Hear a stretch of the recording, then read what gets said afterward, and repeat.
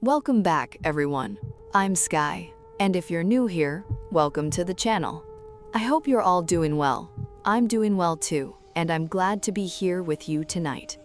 Today, I'm bringing you another account, and this one is different.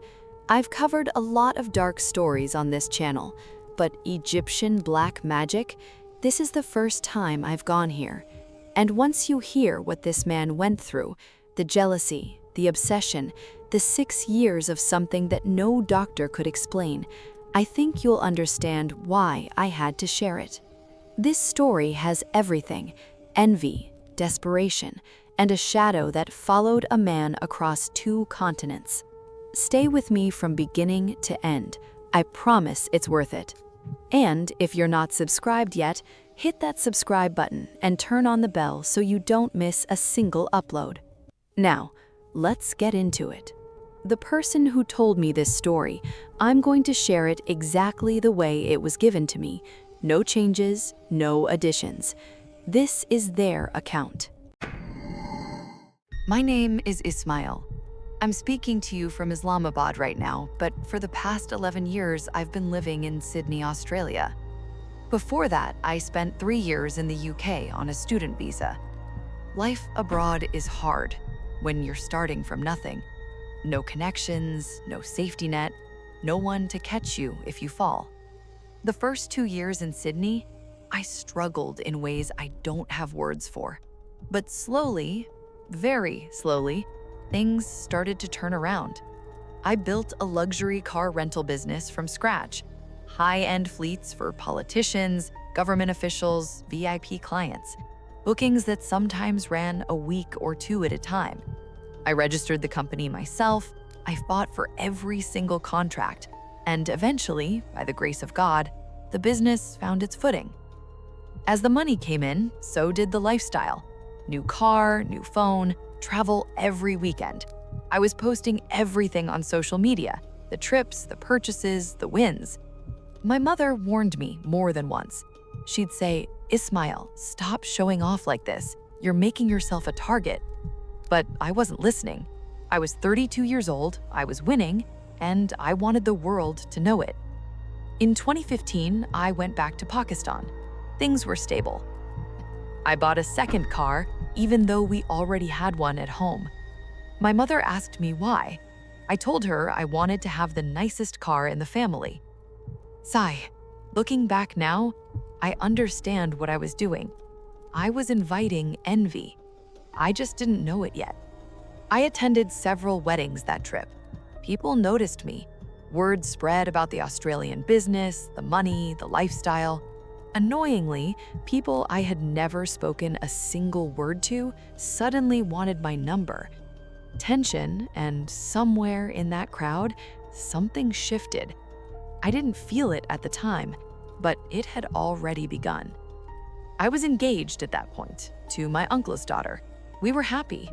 But even with that known, certain relatives still came to our house with marriage proposals for their own daughters. My family told them I was already engaged. Scornfully, they said engagements can always be broken. That should have been a warning sign. A couple of weeks after I returned to Sydney, I left for work one morning like any other day. On the drive home from the office, the commute was 30 to 40 minutes. Tension. My car went over something on the road. I heard the sound immediately. A blowout. I pulled over, jumped out, and found both driver's side tires completely shredded. The road was clear. No debris, nothing. I called roadside assistance. They loaded the car. I took an Uber home. That night, I went to bed like normal. That was the night everything changed. At 3 in the morning, something struck me in the chest. Not metaphorically. I felt a physical blow, a crushing weight on my sternum, my heart hammering so fast I couldn't count the beats. I woke up drenched in sweat. My hands were ice cold. My jaw was locked with pain. I screamed. My roommate came running. One look at me and he didn't ask questions. He just grabbed his keys. At the hospital, the nurse clipped a monitor to my finger, and her face went pale. My heart rate was clocking over 320 beats per minute. She hit the alarm, and within seconds, the room flooded with ER doctors. Within minutes, I was in the ICU. They ran every test they had. Everything came back normal. The doctors were baffled. They kept running the numbers. Heart rate 320, crushing chest pain, jaw locked, but the blood work was clean, the ECG was clean, the scans were clean. They kept me overnight, stabilized me, and sent me home. 3 days later, it happened again. And 3 days after that, again. Sadly, it became a pattern. Every 72 hours or so, I would go into what looked exactly like a cardiac event. Frustratingly, I would end up in the ER. They would run every test, everything would come back normal.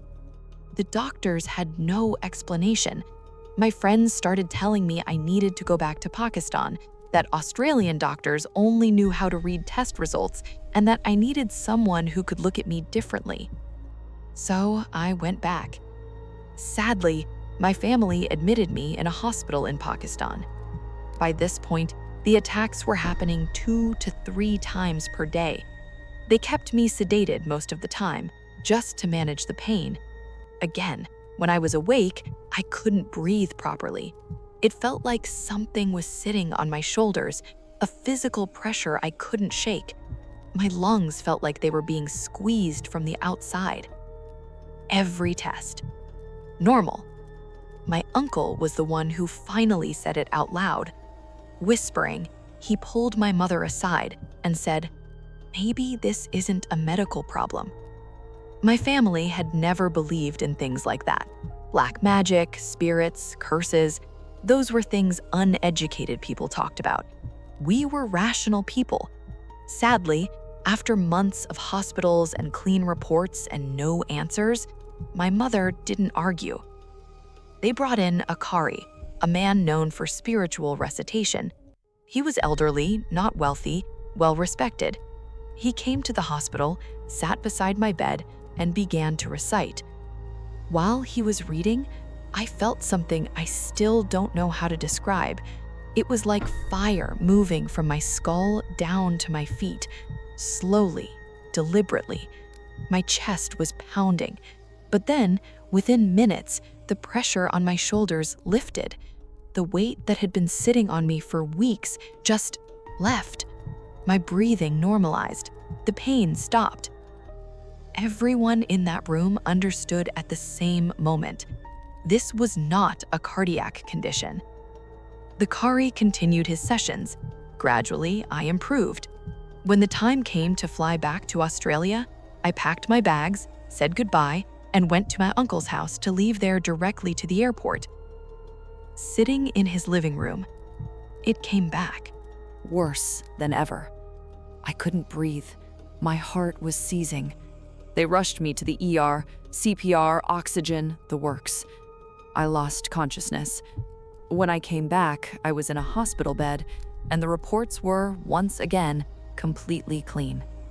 We tried 3 times to get me on a plane back to Australia. Each time, the moment I stepped toward the door with my luggage, the attacks would return, harder, faster, more violent than before. It was as if something was physically preventing me from leaving. That's the only way I can describe it. The Qari told us this was beyond what he could handle. He referred us to a scholar in Faisalabad, an older man with a different kind of knowledge. When he examined me, he said something that stopped everyone in the room cold. He said I had been subjected to very powerful black magic, and that something had been bound to me, something that would not allow me to leave Pakistan. He prescribed prayers, amulets made with saffron, and a night-long session of recitation at a mosque. He gave us a vessel, a clay pot filled with specific items over which he had recited. He told us to bury it somewhere desolate and broken down. My father, my uncle, and I drove out to such a place and put it in the ground. After that, he told me to book the ticket. We boarded the plane. Nothing happened. For 3 months, I wore the amulets and kept up the prayers. Things were quiet. And then the 3 months ended. Within 1 week of the amulets expiring, everything came back. This time, I started bleeding from my nose, then from my mouth. My weight dropped. I lost the ability to concentrate. The business contracts expired one by one. I started selling the cars just to survive. The business I had spent years building, gone. The money, gone. Everything I had worked for dismantled piece by piece. Someone told me about Sri Lankan practitioners in Sydney who did spiritual healing. I went. It helped for a short time. Then it stopped. My friends took me on a drive one evening, a small coastal town called Kiama, about an hour south of Sydney. Dense forest on both sides of the road, a tourist spot near the water with a blowhole, a crack in the rock where the ocean would surge up in a column of mist. We arrived around 9 or 9:30 at night. We were alone out there. I was standing near the blowhole when something moved at the edge of my vision. I took 3 or 4 steps forward, and there was no one there. I turned around. My friends were all behind me, talking and laughing. No one had moved, but I had seen something. That was the night the presence announced itself directly. On the drive home, we got onto the main highway, dense bush on both sides, light rain. My cousin was driving, trying to hold a steady highway speed, around 70 miles an hour. But no matter how hard he pressed the accelerator, the car wouldn't push past 25. The engine was screaming, the pedal was floored, 25 miles an hour. Scared, we all felt it, something pressing against the car from the outside, an invisible weight. I told everyone to start reciting whatever prayers they knew. While I was trying to hold myself together, I remembered that the Kari had sent me a voice recording, spiritual recitation he told me to play whenever I felt the symptoms coming on. I plugged in my phone and hit play. Before it had even reached the halfway point, I looked out the passenger window and saw it, scared, keeping pace with us perfectly on the passenger side, a shadow. Not a trick of the headlights, not a reflection, a solid, pitch-black silhouette walking right next to a car doing 25 miles an hour in the dark. One of my friends in the back seat saw it at the same moment. A couple of them screamed. Everyone started reciting at once, loud and fast, some of the words coming out broken because people were so frightened. And then, I don't remember what happened next. According to my friends, something entered the car. I stopped being myself, couldn't be reasoned with, couldn't be held still. We were on a dark highway in the middle of the bush with no other cars around and no towns nearby, and whatever it was had come inside. Eventually, they managed to get me under control. We pulled into a small town. They laid me on the ground beside the car and poured water on my face. When I came back to myself, it felt like every bone in my body had been snapped and reset wrong. A drive that should have taken 90 minutes had taken 3 to 4 hours. We got home at 3:30 in the morning. The house felt different when we walked in, like the air itself was occupied. Sounds from empty rooms, footsteps, the creak of joints, something dragging, pots shifting in the kitchen with no one near them, doors opening on their own. A full water bottle, 1.5 liters, flew off my desk and hit me square in the back while I was leaving the room. I turned around. It was on the floor. I picked it up. I didn't scream. I didn't run. I just talked to whatever was there, out loud, the way you'd talk to someone making a mess in your house. I told it to stop. Sometimes it listened. A scholar in Karachi gave me another prescription, a cord of blue thread cut to the length of my body, knotted 7 times, a surah recited into each knot, then burned over a flame. He told me it would smell like burning meat. It did. Everyone who was present will confirm that. But nothing was resolving permanently. Every treatment would hold for a while and then release. Whatever had been attached to me was resilient. Then came a second referral, a Lebanese practitioner in Sydney. When he began his recitation over me, something inside my body began to move. That's the only way I can say it. Something was physically moving beneath my skin. My shirt was lifted. Everyone in the room saw it. There was movement beneath the surface of my abdomen, visible, undeniable movement, like something alive beneath the skin trying to find a way out. Wani Saab, a man known throughout the Pakistani community in Sydney, someone who had seen many things, said it was the first time in his life he had witnessed anything like it. The Lebanese practitioner stopped his recitation. He told my friends afterwards, I was told this later, that in all his years, he had never encountered anything that dangerous. He refused to continue. He said he was afraid it would kill me before the treatment could finish. By this point, I weighed 88 pounds. I'd been a healthy man. Now I was 88 pounds, bleeding from my face, unable to work, unable to sleep, losing everything. The breakthrough came through a stranger, a young woman I met briefly at a friend's backyard barbecue, a Bangladeshi woman who worked for Qatar Airways, noticed how unwell I looked. She didn't know me, but she cared enough to go back to Bangladesh and speak to someone in her family about my situation. Her aunt knew a man no one had told me about. She brought me to him. He listened to everything. Then he went into a room, prayed for 30 minutes, and came back out.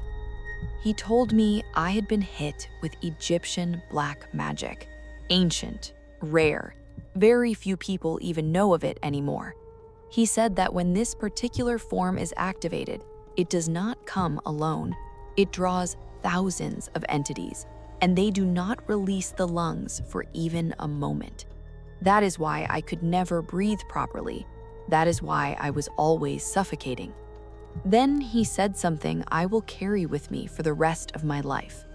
Convincingly, he said the only reason I was still alive was because I had never stopped praying, that my 5 daily prayers and my recitation had been a wall, imperfect but standing. Without it, he said, I would have died years earlier. He gave me a final prescription, 40 days.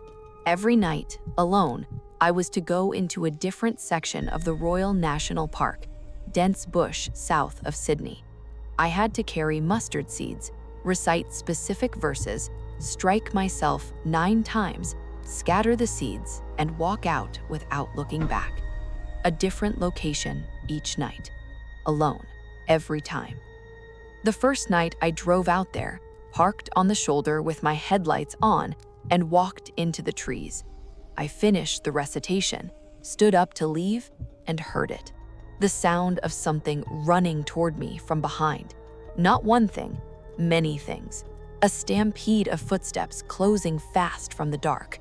The instructions said, do not look back, walk. I ran to the car, got in, and drove. I called and told them what happened. They said, this is what it will be. Every night, you have to endure it. 20 nights in, on the drive back, I got a flat tire in the middle of the bush. I couldn't change it out there. I could hear things behind the tree line. I drove on the flat rim until I hit a gas station. The tire was destroyed. I changed it and kept going. But night by night, something was shifting. The sounds faded, the pressure lifted. The presence that had been living inside my home grew quieter. I completed all 40 nights, and by the grace of God, it was over. 2015 to 2021, 6 years. Years of emergency rooms and clean reports. Years of attacks in the night. Years of things moving in my house. Things following my car. Something living inside my body that no doctor could find on any scan. One morning, near the end of it all, I got into my car after a long shift and checked the rearview mirror. There was a face in the back seat, long black hair, eyes like something frozen. I spun around, nothing there. I went inside, did my recitation, and kept going. I want to say one final thing. The Bangladeshi woman from the barbecue, the one who barely knew me, who went out of her way, who found the man who finally helped me. She is my wife now. We were married in 2021. We live in Sydney. Even now, when I think back on those years, I sometimes feel like something is watching. Maybe it always will, but I made it through. And whatever followed me for 6 years, it could not finish what it started. To anyone listening who is going through something that cannot be explained, do not wait as long as I did. Don't let it take 6 years. That's all I have. To everyone listening, I have one request. It took me a long time to understand all of this, but please do not delay. Take charge of your life and move forward. And with that, Ismail finished his story. I hope you enjoyed this account. If you liked it, please let us know. And if you didn't, be sure to let us know that as well. Now, let's move on to our next story. I'm going to read it to you exactly as it was written. There's a question I want you to sit with before we begin. Think about someone you see every day, someone you talk to, eat with, share a roof with, someone you know. Now, imagine finding out, not suspecting, not wondering, but actually finding out that person was never human. That's not a hypothetical. That's what this story is about. The account you're about to hear was submitted to me by a listener named Yazir Ziad. He didn't witness it himself. He heard it from his wife on an ordinary Friday night after she finally decided to tell him what she'd seen as a 15-year-old girl, what she'd been carrying ever since. This is her story, told through him, passed on to you. I'd been married for a little while at this point. Every Friday night, I had a routine, headphones in, lights low, listening to horror stories before bed. My wife Yasmin, Eliza, had noticed, but never asked about it. Until one night, she finally did. She sat down beside me and said, "What do you listen to every Friday? Let me hear it too." So I gave her one of my earbuds. We listened together. Then, when the episode ended, she went quiet for a moment. Then she turned to me and said, "Something happened to someone in my family. Something terrible. I was there. I saw it." I asked her to tell me everything. She did. My family is from a village in Sirajganj district. My father has 6 brothers, 7 sons total in my grandfather's household. The youngest of them, my youngest uncle, is the person this story is about. His name was Muhammad Hridai. I was 15 when it happened. At the time, the family had started looking for a bride for my youngest uncle. He was of age, everyone agreed it was time, and the search had begun. Then one evening, he came to my grandmother and said he needed to speak with her privately. My grandfather had passed away years before. My grandmother was the head of the household after that.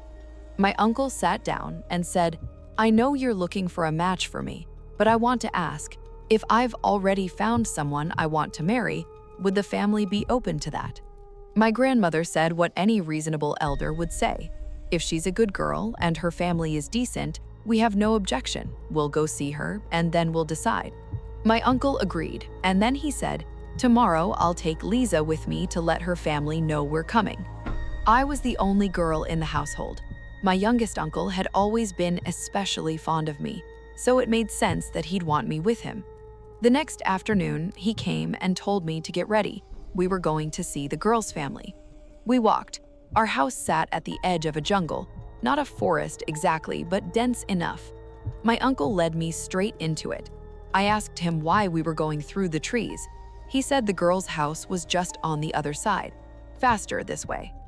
After a while, we came out into a clearing. There was a house, old tin walls, worn down like it hadn't been touched in years from the outside. But my uncle walked straight up to the yard and called out, "Malty, Malty." The moment I heard that name, I understood. That was her. A woman appeared in the doorway. She was wearing a white sari. She was beautiful, the kind of beautiful that stops you mid-thought. Then she stepped into the yard, looked at me, asked my name, and smiled. Then she brought us inside. The inside of that house was nothing like the outside. Everything was clean, arranged, almost deliberate in the way it was set up. She sat us down and disappeared into the kitchen. I followed her. In the kitchen, I expected pots on a stove, the smell of something cooking. Instead, I found fruit, sweets, all arranged neatly. No stove, no fire, no utensils, no sign that anything had ever been cooked there. I didn't say anything. I went back to my uncle. Malty brought out food for us. I don't know from where. I didn't see her prepare anything. We ate, and afterwards, my uncle told her why we'd come. He said he'd spoken to his mother, that the family wanted to visit formally, and that he'd come today to let her household know. Then he asked where her mother was. Malty called for her. An elderly woman came out of a back room, sat down in front of us, and listened quietly while my uncle explained. When he was done, the old woman spoke. She said, "I have no objection to this marriage, but I have one condition.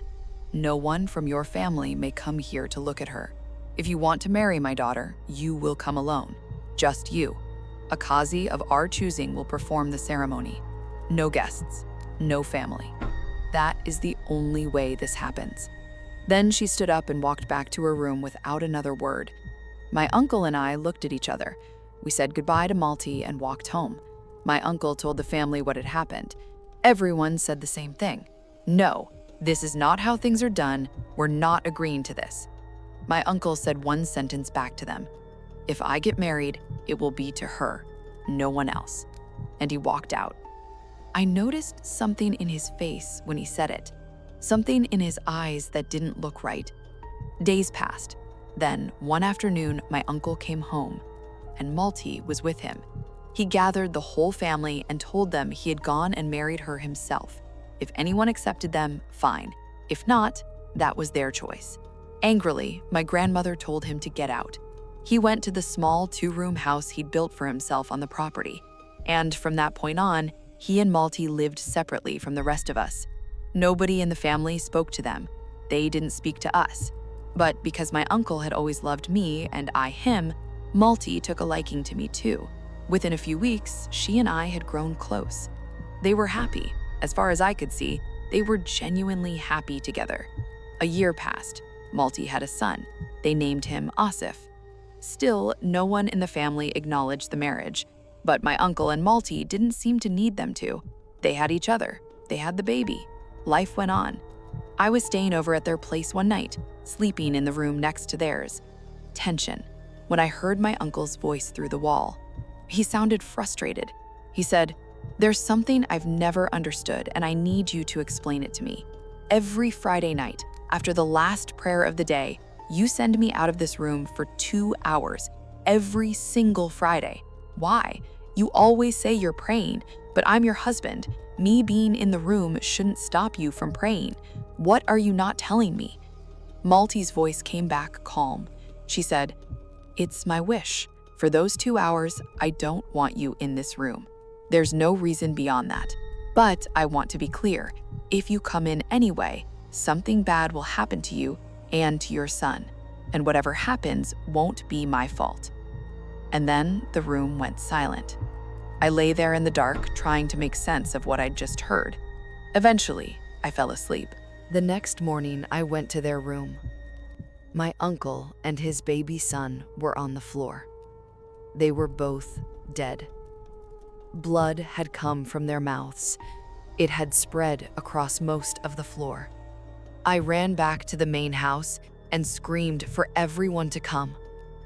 When the family arrived and saw what was in that room, the crying started. The house filled with grief. In all of it, no one thought of Malti until someone finally asked where she was. We searched everywhere. She was gone.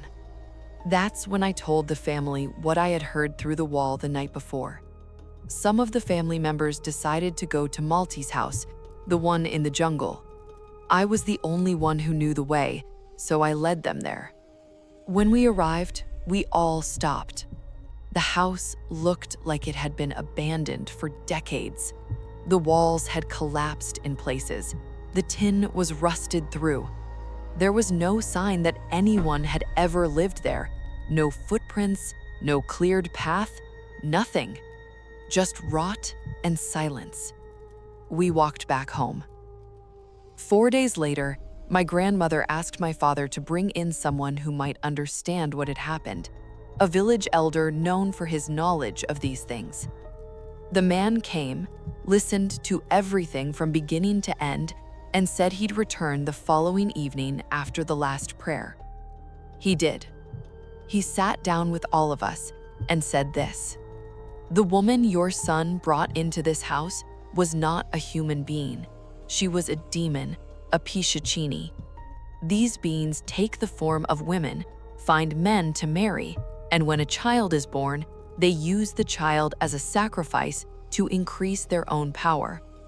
To do this, they need to return to their true form at a specific hour on Friday nights.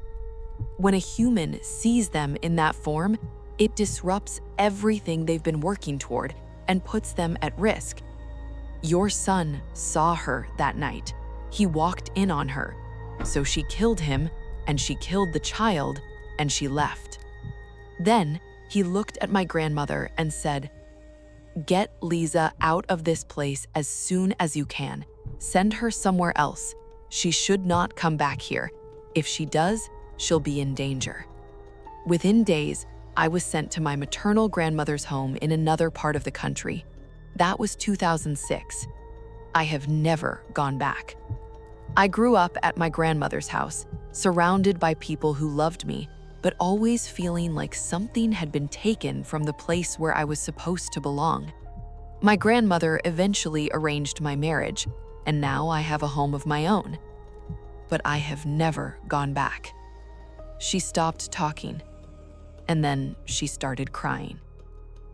That's where the account ends.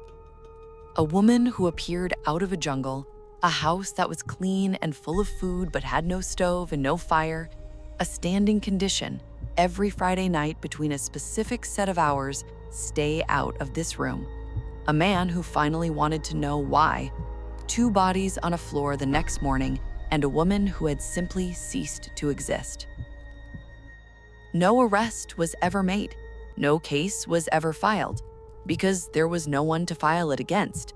Malti had no traceable background, no family home that still stood, no paper trail of any kind.